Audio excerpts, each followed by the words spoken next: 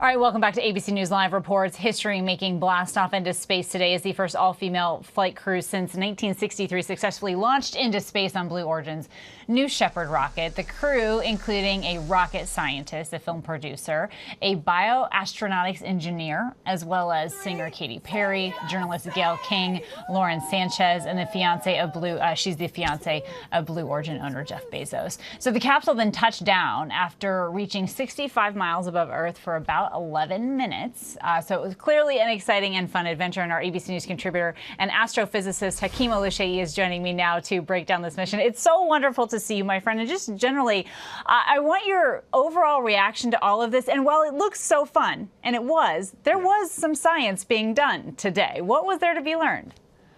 Yeah, I mean, this is so wonderful, just seeing them having so much fun. And by the way, I'm so happy to be with you as well. I just want to say this, though.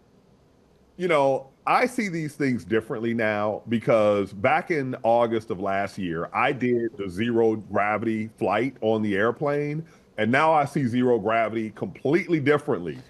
I don't know how they kept their lunch down. That it is a challenge to be in zero gravity. But this was really amazing. This is amazing for so many different ways. One, again, illustrating that, hey, it looks like it might be safe to do this routinely because rockets are notorious for, their failure rate being a bit higher than airplanes. Let's put it that way. The second thing is having an all-female crew. Since the first woman was sent into space by Russians back in the 1960s, like, who would have thunk it that it would have taken this long, right? But, this is something that in times that we're having right now, where a lot of people feel like they're challenged, this again shows us the resilience of the human spirit, and it shows us that we can do whatever we put our minds to. I really agree with that. I also think it's interesting as you're seeing, space travel almost be privatized in some ways. It really opens up the door for different people to go into space and to have a completely different experience. What does that offer the scientific community when you can have people that have different backgrounds, have an experience like this, and then share it? Yeah.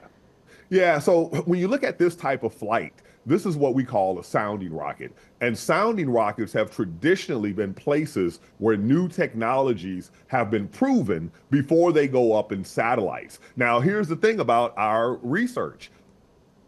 Not all of it gets funded. There's a lot of good stuff that never gets funded. So now you can actually you don't have to rely on the federal government. You don't have to rely on NASA. Now you can have more pathways for more people having access to space. And now they have to scale, right? They have one rocket, one launch site. In order for this to become like airplanes, they have to scale. It has to spread. It needs to be more countries and more places in our country. So this is just the very beginning. But the key thing here is safety first.